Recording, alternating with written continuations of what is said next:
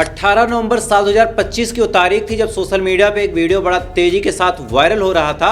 इस वीडियो में एक शख्स को पीटते हुए कह रहा था कि तू दलित है।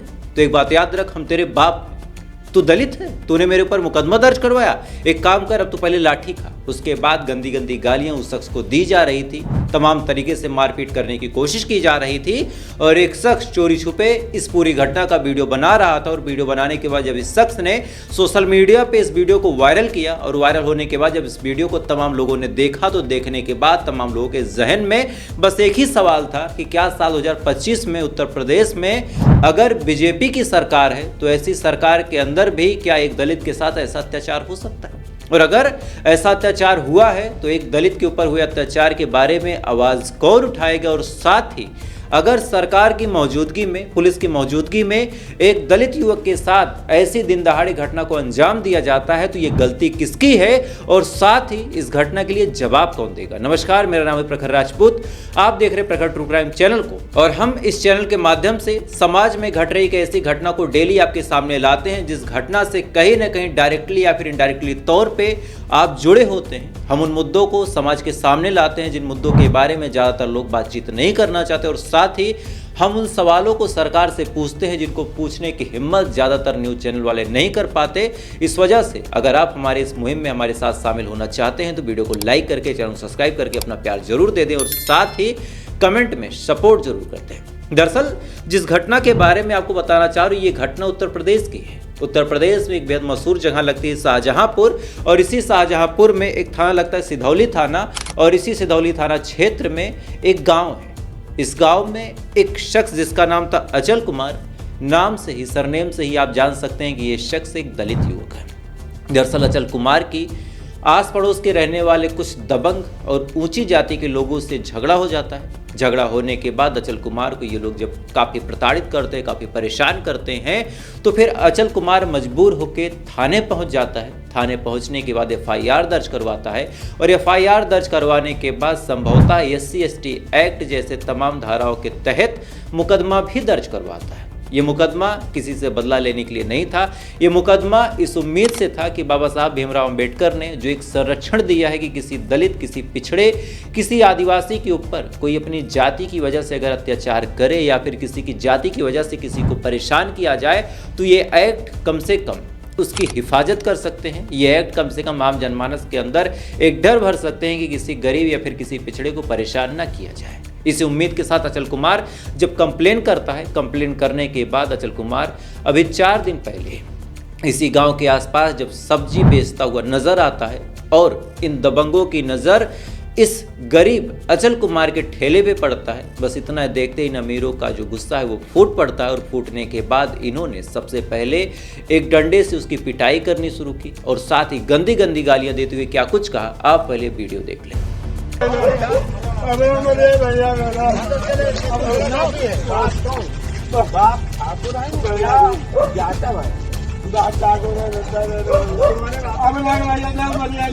भैया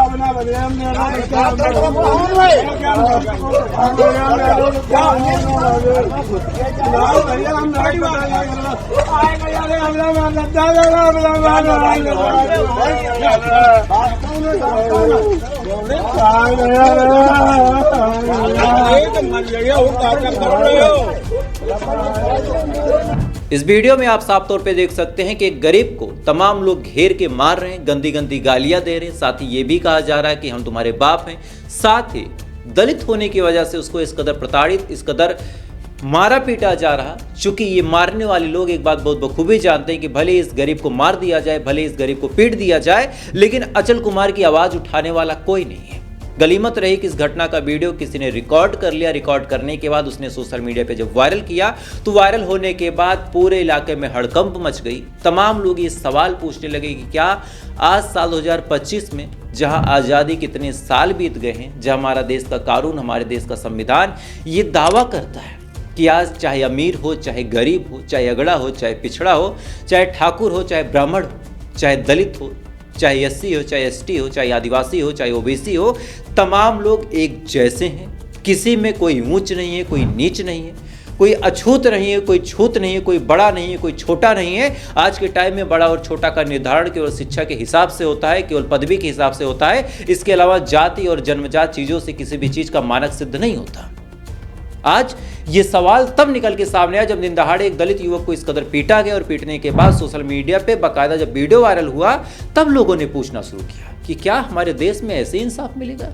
बहरहाल ये वीडियो जब सोशल मीडिया पे वायरल हुआ, मामला पुलिस तक गया। आज तक की रिपोर्ट के हिसाब से इन लोगों को गिरफ्तार कर लिया गया है। लेकिन बड़ा सवाल ये निकल के सामने आता है कि भले ही इन लोगों को गिरफ्तार कर लिया गया, भले इनके ऊपर आप कोई भी धारा लगा दें, कोई भी कार्रवाई कर दें, लेकिन क्या कोई पुलिस, कोई आर्मी, कोई मिलिट्री या फिर कोई भी नॉर्मल फोर्स या फिर कोई भी एयरफोर्स उस सोच को गिरफ्तार कर सकती है जिस सोच में ये शामिल हो कि हमें दलितों के ऊपर अत्याचार करना है?